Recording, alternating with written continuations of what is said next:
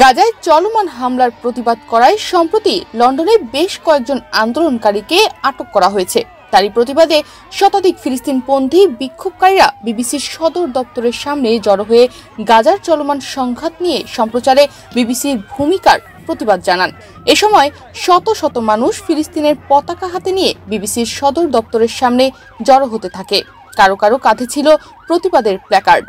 তারা শুধু একটি বার্তা দিতে এসেছিল, তা হলো তারা সবই দেখছে, তারা আর চুপ করে থাকবে না। বিক্ষোভকারীদের অভিযোগ ছিল বিবিসি পক্ষপাত দুষ্ট, ইসরায়েলের পক্ষ নিয়ে গাজায় চলমান হত্যাযজ্ঞকে আড়াল করছে। ঘটনার ভিডিও ফুটেজে দেখা যায় বিক্ষোভস্থলে ছিল ব্যাপক সংখ্যক পুলিশ। পরিস্থিতি নিয়ন্ত্রণে পুলিশ বিক্ষোভকারীদের আটকানোর চেষ্টাও করে, যার ফলে ধাক্কাধাক্কি ও চিৎকারের ঘটনা ঘটে। বিক্ষোভকারীদের হাতে ছিল ফিলিস্তিনি পতাকা ও প্ল্যাকার্ড, যেগুলোর মধ্যে লেখা ছিল বিবিসি ইউ আর কমপ্লিসিট এবং ব্লাডি বিবিসি। ইউথ ডিমান্ড নামক সংগঠনের পক্ষে অ্যাম্বার নামের এক কর্মী বলেন,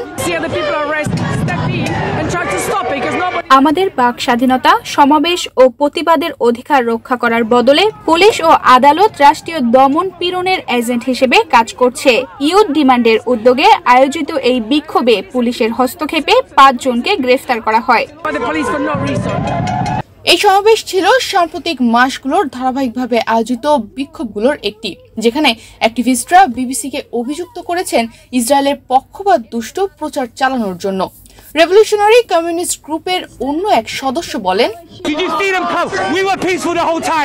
আমি এখানে কেবল মানবাধিকারের পক্ষে দাঁড়িয়ে প্রতিবাদ করছি, আর পুলিশ আমাকে ভিডিও করছে।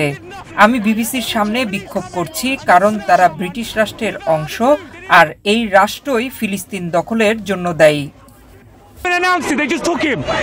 2023 সালের 7 অক্টোবর হামাসের দক্ষিণ ইসরায়েলের হামলার পর গাজা অঞ্চলে যুদ্ধ শুরু হয়।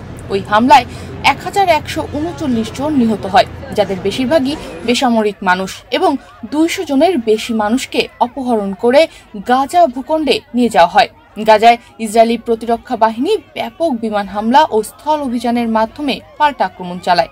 বিবিসিতে এই প্রতিবেদন প্রকাশের সময় পর্যন্ত এতে 50,944 জন ফিলিস্তিনি নিহত হয় এবং 1,16,156 জন আহত হয়েছেন। নিহতদের মধ্যে প্রায় 17,400 জন শিশু রয়েছে বলে বিবিসির প্রতিবেদনে উল্লেখ করা হয়েছিল। তনিমা রহমান, বাংলাদেশ প্রতিদিন।